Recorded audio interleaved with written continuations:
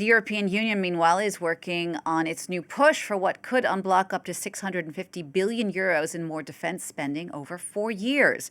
Today, the European Commission presented a white paper that's set to urge EU countries to kick off that process by April. It also says they should urgently approve an initiative to provide member states with up to 150 billion euros in loans backed by the EU's central budget. We're going to talk more about this now with France 24's Clovis Casali, who joins me on the set. Clovis, unsurprisingly here, the EU really calling on efforts to beef up the armaments across the continent. Absolutely. And what is a white paper? Well, it's a document designed by the European Commission presenting a possible path for the future of Europe. In this instance, it's on defense and it's a roadmap until 2030. So there was a press conference minutes ago with the High Representative for Foreign Affairs and Vice President of the European Commission, Kaja Kallas from Estonia. And she's always made it clear that Russia does not want peace. And like others in Europe, she says, Europe needs to be ready for the worst. On stage with her, there was also Andrius Kubilius, who is the EU Commissioner for Defence and Space. And he outlined some of the key points of the white paper. Let me read some of them without being too technical. 1, closing capability gaps with a critical focus on capabilities identified by member states, so what they see as critical.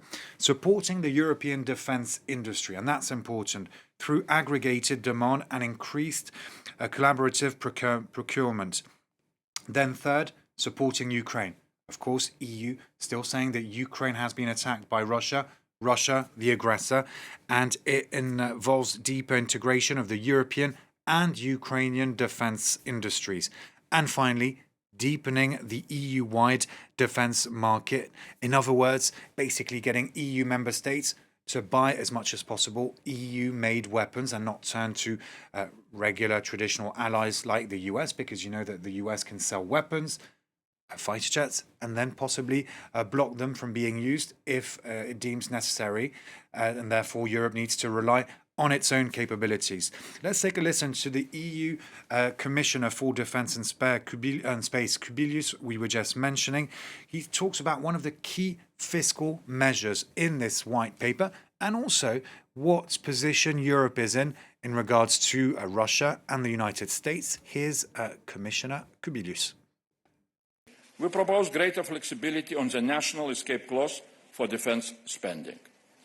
1.5% of GDP for defence will be excluded from deficit calculation.